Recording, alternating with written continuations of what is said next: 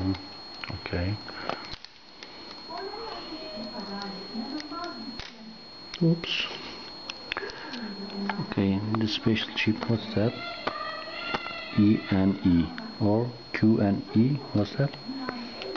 Something. This one is, I think, BIOS. No, this is Graphic. audio chip. Sound.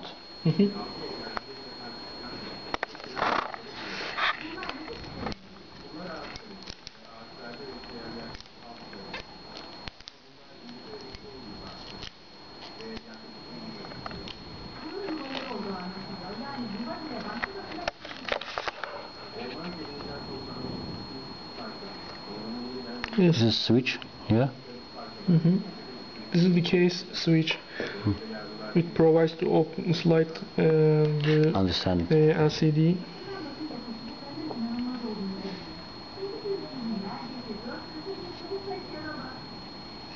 Right, this is a terminal. Now, This is everything. as you can see, this is only one MID device in the world. All the chips are showing.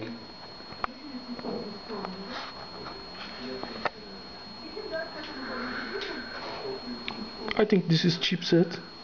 Maybe near the CPU. Here is some two Samsung chips, but we don't know what for.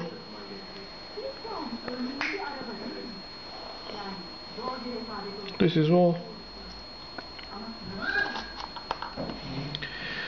Okay. Thanks.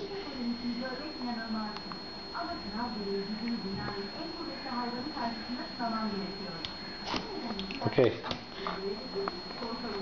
See you next time. Bye.